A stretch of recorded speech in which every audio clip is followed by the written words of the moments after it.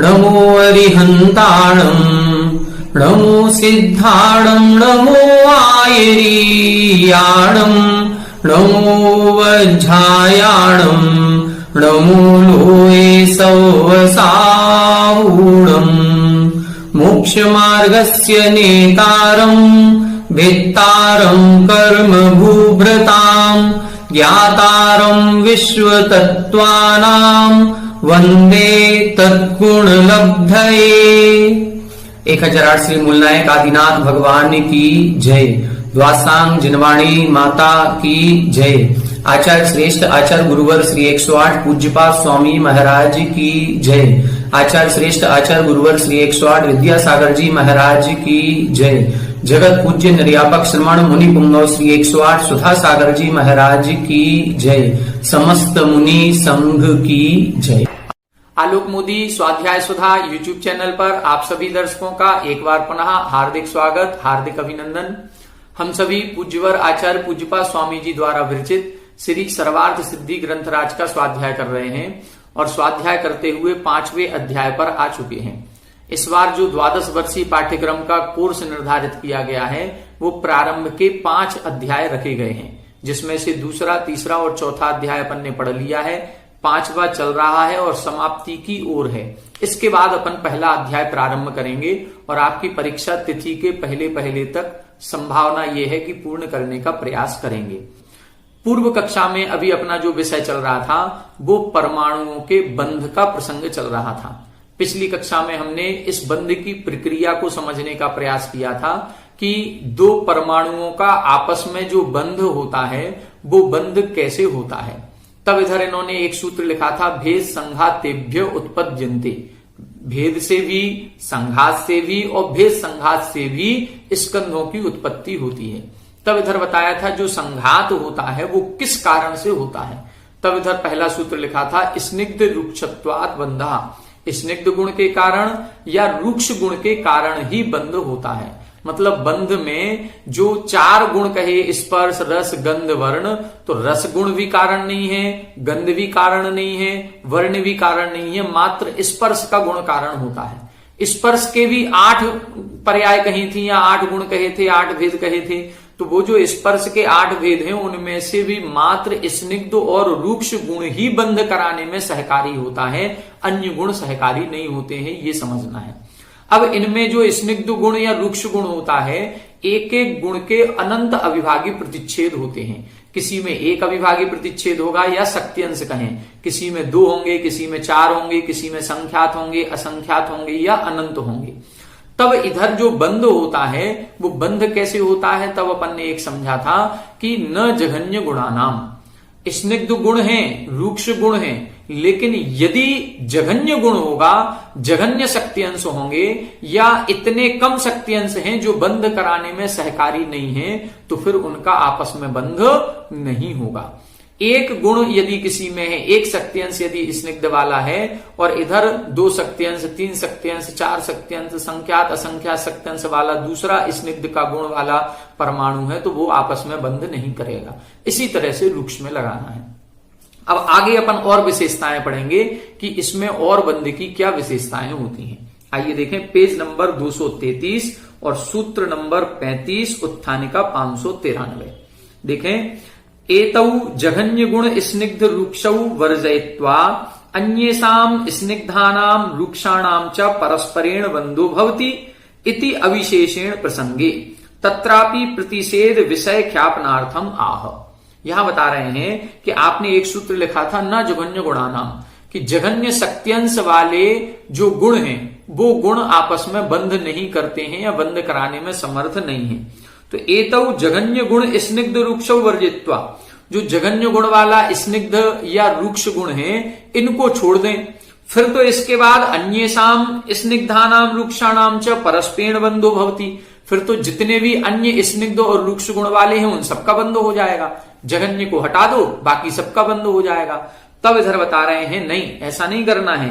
तत्रापि प्रतिषेध विषय ख्यापनार्थम, वहां पर भी कुछ और नियम हैं जिनमें आपस में बंध नहीं होता है।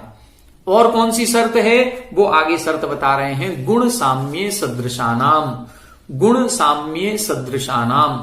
यहां बता रहे हैं गुण साम्य, गुणों की समानता हो तो सदृशानाम, सदृश वाली जातियों में बंध नहीं होता है। गुणों की समानता होने पर, यदि गुणों की समानता है तो फिर इसमें बंध नहीं होगा। देखें, सदृश ग्रहणम तुल्य जातीय संप्रत्यार्थम। सदृश ग्रहण क्यों किया है? यहां पर तुल्य जातीय संप्रत्यार्थम, तुल्य जाति, एक समान जाति बताने के लिए सदृश ग्रहण किया है। जाति का मतलब स्निग्ध है कि रुक्ष है, ये जाति है। गुण की जाति दो है, या तो स्निग्ध जाति का होगा या गुण जाति का होगा। तो यहां दोनों की समान जाति बताने के लिए इधर सदृश शब्द लिखा है। और गुण साम्य ग्रहणम तुल्य भाग संप्रत्यार्थम, गुण साम्य, गुणों की समानता। तो यहां पर गुण शब्द से क्या लिया था? भाग या अंश बताया था। तो जहां शक्त्यंशों की समानता होगी तो फिर सदृश में बंध नहीं होगा। एतत् उक्तम भवति, क्या उक्तम भवति? द्विगुण स्निग्धानाम द्विगुण रूक्षहि, त्रिगुण स्निग्धानाम त्रिगुण रूक्षहि। यहां द्विगुण लिखा है, त्रिगुण कर लेना। तो द्विगुण स्निग्धानाम, दो गुण स्निग्ध वाले का दो गुण रूक्ष के साथ, क्योंकि दो गुण इसमें है दो गुण इसमें है, समान गुण हो गए, तो समान गुण होने पर बंध नहीं होगा। द्विगुण स्निग्धानाम द्विगुण रूक्षहि, त्रिगुण स्निग्धानाम त्रिगुण रूक्षहि। यहां तीन गुण स्निग्ध के हैं, यहां भी तीन गुण रूक्ष के हैं, बंध नहीं होगा। द्विगुण स्निग्धानाम द्विगुण स्निग्ध ही, दो गुण स्निग्ध का दो गुण स्निग्ध के साथ, और द्विगुण रूक्षाणाम द्विगुण रूक्ष ही, दो गुण स्निग्ध के दो गुण स्निग्ध के, बंध नहीं होगा। दो गुण रूक्ष के दो गुण रूक्ष के, बंध नहीं होगा। दो गुण स्निग्ध के दो गुण रूक्ष के, बंध नहीं होगा। दो गुण रूक्ष के दो गुण स्निग्ध के, बंध नहीं होगा। एक बार दोनों जगह स्निग्ध रखें, एक बार दोनों जगह रूक्ष रखें, एक बार इधर स्निग्ध इधर रूक्ष, एक बार इधर रूक्ष इधर स्निग्ध। अब सभी में दो दो कर लें, बंध नहीं होगा। क्यों नहीं होगा? क्योंकि समान गुण हो रहे हैं, यहां भी समान है यहां भी समान है, इसलिए बंध नहीं होगा। यदि एवं सदृश ग्रहणम किमर्थम, यदि ऐसा है तो आपने सदृश शब्द क्यों लिखा? लिख रहे हैं गुण वैषम्ये सदृशानाम अपि बंध प्रतिपत्त्यर्थम सदृश ग्रहणम क्रियते। यहां बता रहे हैं गुण वैषम्य, यदि गुणों की विषमता हो जाती है, यदि गुणों की विषमता होगी, यहां दो हैं वहां तीन हैं, यहां दो हैं वहां चार हैं, यहां दो हैं यहां पांच हैं, ये गुणों की यदि विषमता होती है तो फिर तुल्य जाति में भी बंध होगा और असमान जाति में भी बंध हो जाएगा, फिर कोई दिक्कत नहीं है। कुल मिलाकर के क्या है? गुणों की समानता नहीं होनी चाहिए। गुण वैषम्ये सदृशानाम अपि बंध प्रतिपत्त्यर्थम, यदि गुणों की विषमता है तो सदृशों में भी, समान जाति में भी बंध प्रतिपत्त्यर्थम, बंध बताने के लिए यहां पर सदृश ग्रहण किया है।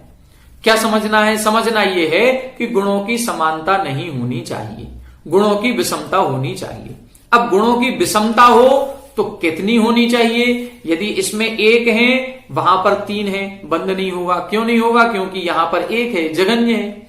यहां दो है वहां तीन है, अब तो बंद हो जाना चाहिए। क्यों? क्योंकि यहां दो है वहां तीन है, विषमता हो रही है, समानता नहीं है, तो बंद होना चाहिए। तब इधर अगला सूत्र लिख रहे हैं कि अब बंद होगा तो किसमें होगा, वो नियम करने के लिए देखें। अतो विषम गुणानाम तुल्य जातीयानाम अतुल्य जातीयानाम च अनियमेन बंध प्रसक्तौ दृष्टार्थ संप्रत्यार्थम इदम उच्यते। जो आपने ऊपर का सूत्र लिखा उससे आपने ये निश्चय कर दिया कि गुणों की समानता होने पर बंध नहीं होगा, लेकिन गुणों की यदि विषमता है तो बंध हो जाएगा। तो विषम गुणानाम, विषम गुण होने पर तुल्य जातीयानाम अतुल्य जातीयानाम, चाहे समान जाति के हों चाहे असमान जाति के हों, अनियमेन, बिना नियम के बंध प्रसक्तो, बंध प्राप्त होता है, फिर तो सभी में बंध हो जाएगा। तब अगला नियम करने के लिए दृष्टार्थ संप्रत्यार्थम इदम उच्यते। अब जो सही अर्थ हमें बताना है उसको बताने के लिए अगला सूत्र लिख रहे हैं। द्वैधिकादि गुणानाम तु, द्वैधिकादि गुणानाम तु, यहां बता रहे हैं द्वि अधिकादि गुणानाम। अब जो बंध होगा, गुणों की विषमता तो करेंगे, लेकिन विषमता कितनी होनी चाहिए? केवल द्वि अधिक, दो अधिक होने चाहिए। किसमें? गुणानाम, गुणों में, अंश में दो की अधिकता होनी चाहिए। इधर एक है इधर दो है, बंध नहीं होगा। इधर 2 हो गए, इधर भी 2 हो गए, बंध नहीं होगा। इधर 3 है, इधर 2 है, बंध नहीं होगा। इधर 4 है, इधर 2 है, अब बंद हो जाएगा, क्योंकि इधर 2 है और इधर 4 है, 2 अधिक होने चाहिए तो बंद हो जाएगा। देखें, द्वाभ्याम गुणाभ्याम अधिको द्विअधिका, 2 गुणों से जो अधिक होता है उसे द्विअधिक कहते हैं। कहा पुनः असौ, ये कौन होगा? तो चतुर्गुण, ये 4 गुण वाला होगा। क्यों? क्योंकि एक वाले का तो बंद होना नहीं है। यदि एक शक्तियांश है तो बंद होगा नहीं। अब 2 शक्तियांश वाले का बंद होगा, तो 2 शक्तियांश वाले का जो बंद होगा वो किससे होगा? 3 वाले से नहीं होगा। किससे होगा? 4 वाले से होगा। इसीलिए लिखा चतुर्गुण, कि एक शक्तियांश वाले का बंद होगा नहीं, 2 शक्तियांश वाले का होगा तो 4 गुण वाले के साथ होगा। आदि शब्द प्रकारार्थ, आदि शब्द जो हमने लिखा है द्व्यधिक आदि, ये आदि शब्द प्रकारार्थ कई प्रकार विकल्प बताने के लिए है। कहा पुनः असौ प्रकार, यहां वह प्रकार क्या है? द्वि अधिकता, 2 अधिक लगाते जाओ और विकल्प आगे बनाते जाओ।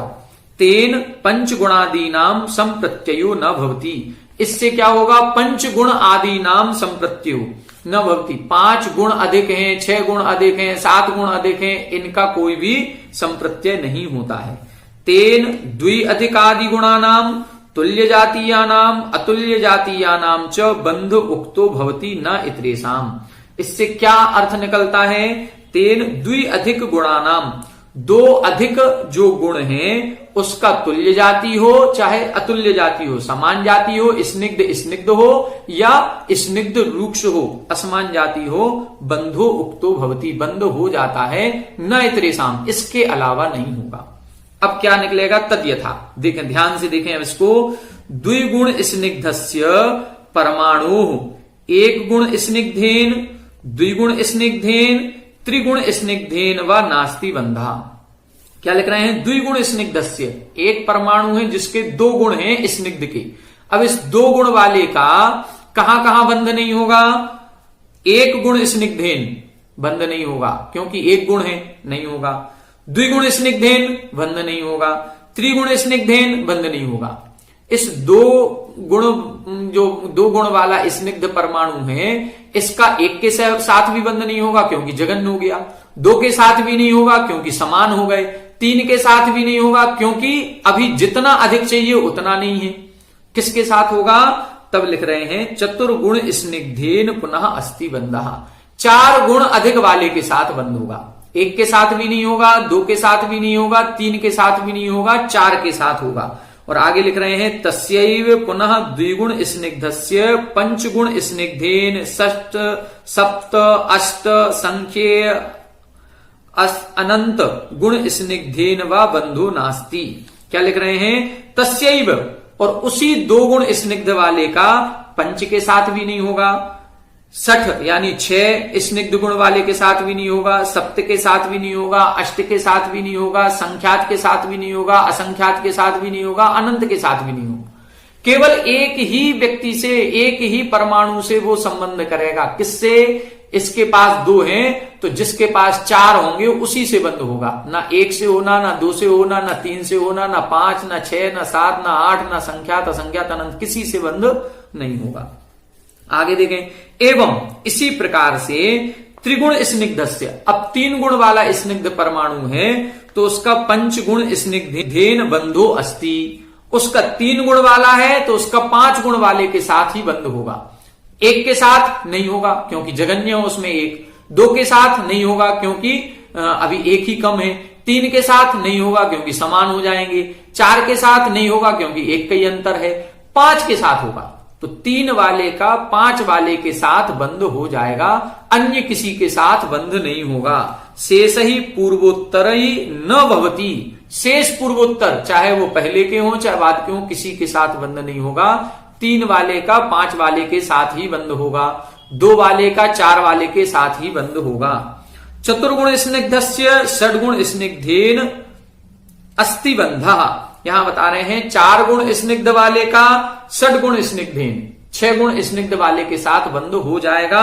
शेष ही पूर्वोत्तर ही नास्ति, शेष पूर्वोत्तर वालों के साथ नहीं होगा। एवं शेषेषु अपि युज्यम, इस प्रकार से अन्य में भी लगा लेना चाहिए। देखो 3 उदाहरण करके बता दिए, 2 वाले का बता दिया, 3 वाले का बता दिया, 4 वाले का बता दिया। इस प्रकार से आगे लगा लेना। तथा द्विगुण रूक्षस्य एक द्वि त्रिगुण रूक्ष ही नास्ति बंधः। अभी स्निग्ध की बात की थी, अब रूक्ष की बात कर रहे हैं कि 2 गुण रूक्ष वाला है तो उसका 1, 2, 3 गुण रूक्ष वाले के साथ बंध नहीं होगा। चतुर्गुण रूक्षेण तु अस्ति बंधः। 4 गुण रूक्ष वाले के साथ बंध हो जाएगा। 2 गुण थे रूक्ष के थे, अब इधर 4 गुण रूक्ष वाला हो जाएगा तो बंद हो जाएगा। तस्यैव द्विगुण रूक्षस्य पंचगुण रूक्षादिभिः उत्तर ही नास्ति बंधः। इसी तरह से 2 गुण रूक्ष वाले का 5 गुण या 5 से अधिक गुण रूक्ष वालों के साथ बंध नहीं होगा। एवं त्रिगुण रूक्षादि नाम अपि द्विगुणाधिक ही बंधो योज्य। इस प्रकार से 3 गुण रूक्ष वाले का 2 अधिक कर दें तो उसके साथ बंध हो जाएगा, अन्य के साथ बंध नहीं होगा। एवं भिन्न जातीयेषु अपि योज्य। इसी प्रकार से भिन्न जाति में भी लगाना है। अभी तो अपन ने स्निग्ध का स्निग्ध के साथ और रूक्ष का रूक्ष के साथ लगाया, अब इसको भिन्न के साथ भी लगा लें। स्निग्ध का रूक्ष के साथ और रूक्ष का स्निग्ध के साथ बंध हो सकता है। शर्त क्या है? 2 अधिक होने चाहिए, जघन्य नहीं होने चाहिए और समान नहीं होने चाहिए। आगे उत्तम च में एक गाथा लिखी है, ऋद्धस्य ऋद्धेण दुराधियेण लुक्खस्य लुक्खेण दुराधियेण ऋद्धस्य लुक्खेण हवै बंधो जहन्न वज्जो विषमे समेवा। यहां बता रहे हैं ऋद्धस्य ऋद्धेण दुराधियेण। ऋद्धस्य ऋद्ध का मतलब यहां स्निग्ध, स्निग्ध का स्निग्ध के साथ, दुराधियेण मतलब 2 अधिक होना चाहिए, तो स्निग्ध का स्निग्ध से बंद हो जाएगा। लुक्खस्य लुक्खेण दुराधियेण, रूक्ष का रूक्ष के साथ बंद हो जाएगा, 2 अधिक होने चाहिए। ऋद्धस्य लुक्खेण हवै बंधो, स्निग्ध का रूक्ष के साथ भी बंद हो जाएगा, बस 2 अधिक होने चाहिए। बस क्या करना है? जहन्य वज्जो, जघन्य गुण वाले को रहित करना है। विषमे समेवा, अब चाहे वो सम हो और चाहे वो विषम हो, सभी में बंद हो जाएगा, 2 अधिक करना है।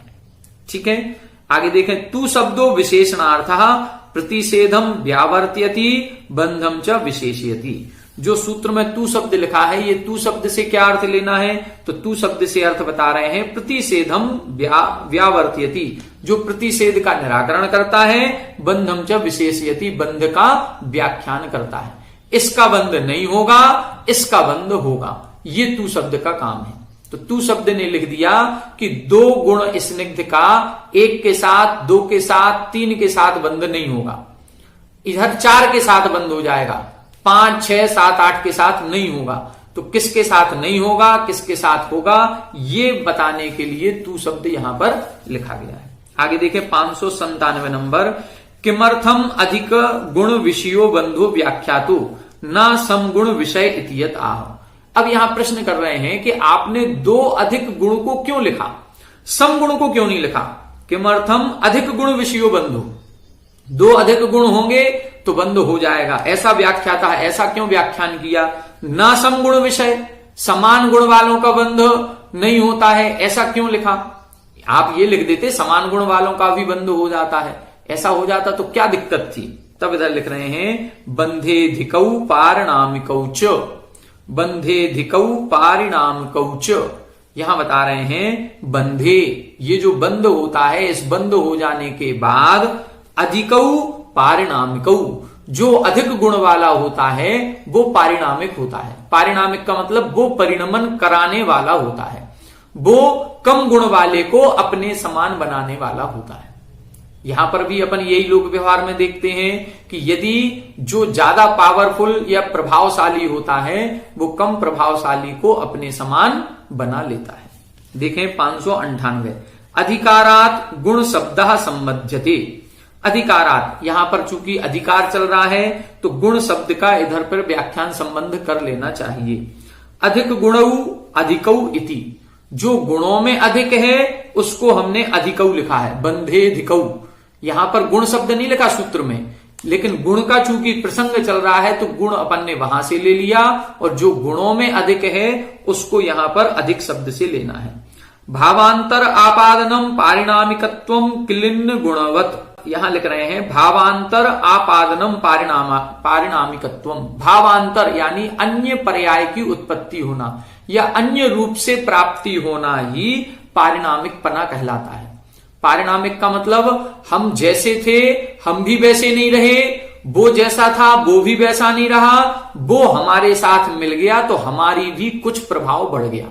तो हम भी जैसे थे, जैसे इसका 2 गुण थे स्निग्ध के, 4 गुण थे रूक्ष के, तो रूक्ष वाले ने स्निग्ध को अपने समान कर लिया।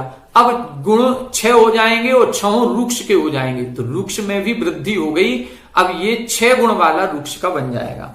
क्लिन्न गुणवत, जैसे गीले गुड़ के समान। उदाहरण क्या दे रहे हैं देखें, यथा क्लिन्नो गुड़ो अधिक मधुर रसः परितानाम रेण्वादीनाम स्वगुणापादनात् पारिणामिकः।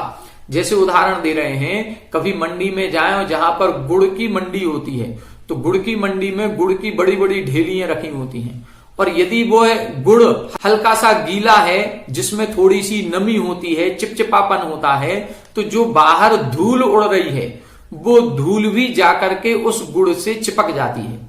अब धूल के अंदर कोई मिठास नहीं थी, लेकिन गुड़ के अंदर जो मिठास थी वह धूल जब गुड़ में चिपकती है तो गुड़ की मिठास भी धूल के अंतर्गत आ जाती है, और वे धूली के कण भी गुड़ रूप हो जाते हैं, वो भी मीठे लगने लगते हैं। तो यहां पर यही बता रहे हैं, क्लिन्नो गुड़ो अधिक मधुर रसा, जो गीला गुड़ है वो अधिक मीठा है।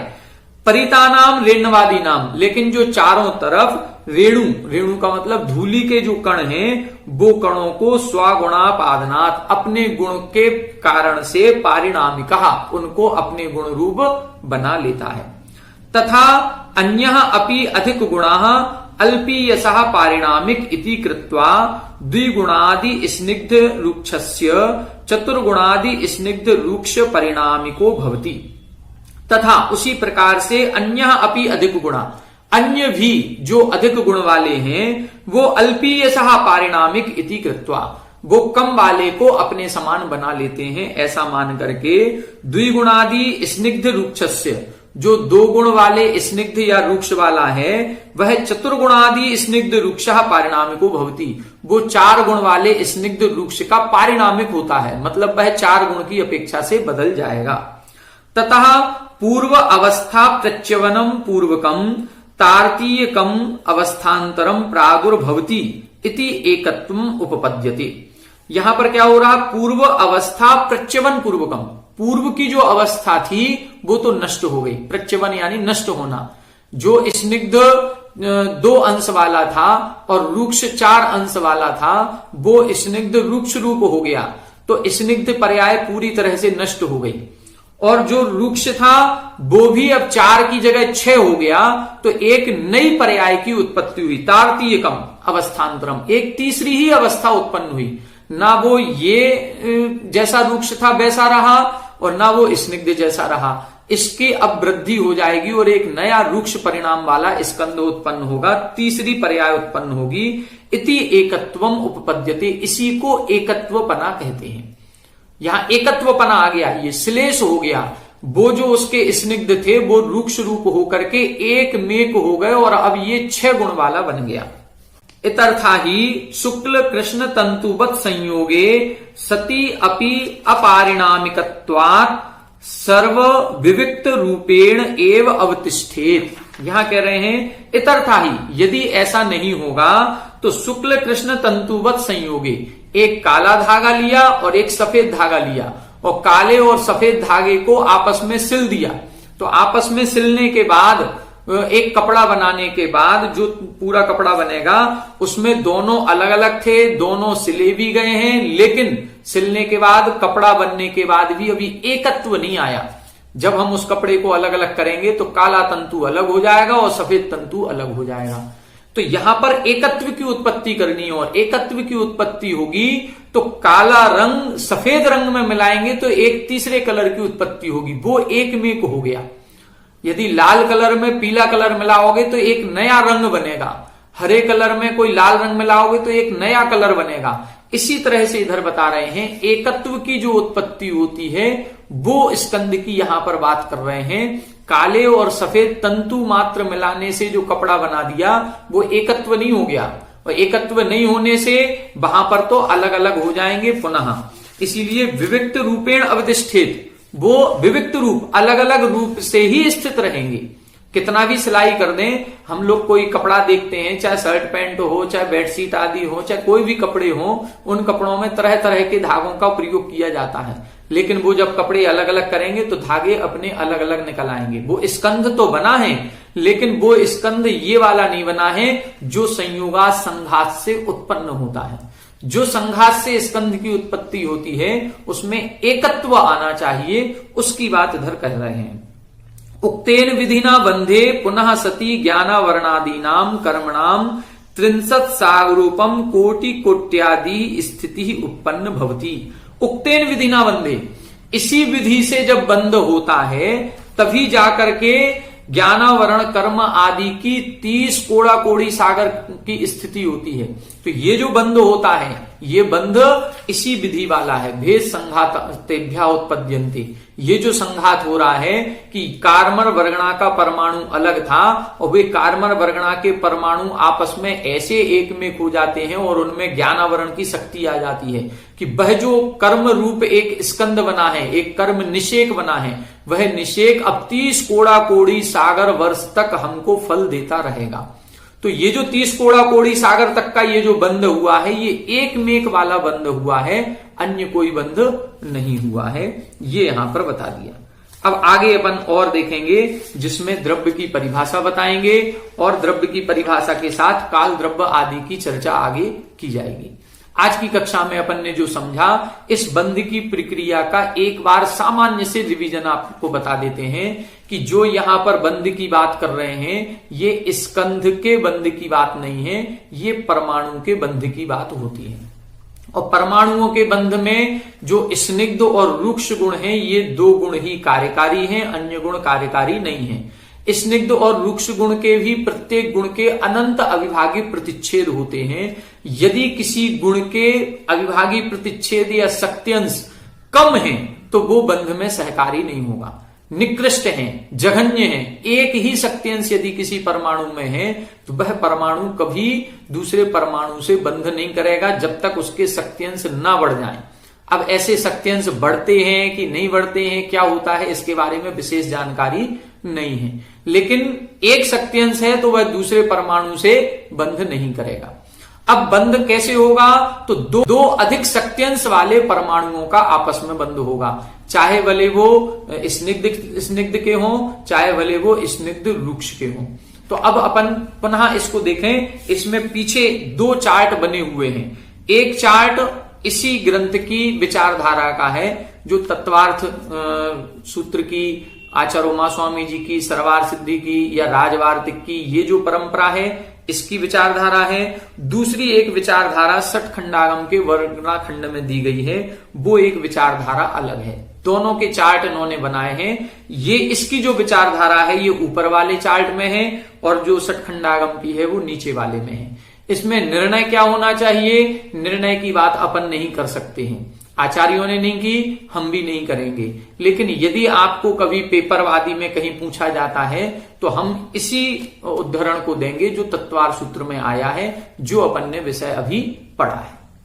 तो यहां पर स्पष्ट कर दिया कि एक जघन्य शक्त्यंश वाले का बंध नहीं होगा और समान शक्त्यंश वालों का भी बंध नहीं होगा। 2 अधिक शक्त्यंश यदि होते हैं तो किसी भी जाति का हो वो बंध हो जाएगा। एक शक्त्यंश इसमें है, एक शक्त्यंश इसमें है, बंध नहीं होगा। इसमें एक शक्त्यंश है, इसमें 2 शक्त्यंश है, बंध नहीं होगा। इसमें एक शक्त्यंश है, इसमें 3 शक्त्यंश है, बंध नहीं होगा। क्यों नहीं होगा, क्योंकि इसमें एक है, जघन्य है, इसलिए बंध नहीं होगा। अब इसमें 2 है और इसमें 1 है, बंध नहीं होगा क्योंकि यहां जघन्य हो गया। इसमें 2 है, यहां पर भी 2 हो गए, अब भी बंध नहीं होगा। क्यों नहीं होगा, क्योंकि ये समान हो गए। इसमें 2 है, इधर 3 कर दें अपन तो भी बंध नहीं होगा क्योंकि ये केवल 1 का अंतर हो रहा है। यहां 2 है, यहां 4 करेंगे, अब बंध हो जाएगा क्योंकि 2 अधिक होना चाहिए। इसी प्रकार से यहां अपन ने अब 3 कर लिए। 3 करने पर 1 के साथ बंध नहीं होगा, 2 के साथ नहीं होगा, 3 के साथ नहीं होगा, 4 के साथ नहीं होगा, 5 के साथ बंध हो जाएगा। 1 2 3 4 के साथ क्यों नहीं हुआ, 1 के साथ इसलिए नहीं हुआ, जघन्य है। 2 के साथ इसलिए नहीं हुआ क्योंकि 1 का अंतर है। 3 के साथ क्यों नहीं हुआ, क्योंकि समान है। 4 के साथ मात्र 1 का अंतर है। 5 के साथ हो जाएगा क्योंकि 2 का अंतर यहां पर आ गया। तो 2 अधिक होना चाहिए। अब 2 अधिक जिसके होंगे वह कम गुण वाले को अपने समान कर लेगा। यदि रूक्ष गुण के ज्यादा हैं तो वो स्निग्ध गुण वाले को अपने समान रूक्ष में परिणत कर लेगा। स्निग्ध गुण के ज्यादा हैं तो वो रूक्ष वाले को अपने समान कर लेता है। इस प्रकार से अपन को ये बंध प्रक्रिया को समझना चाहिए। आज की कक्षा में इतना ही। आगे की कक्षा में आगे के विषय को पढ़ने का समझने का प्रयास करेंगे। आप सभी हमारे साथ बने रहें। सभी को जय जय।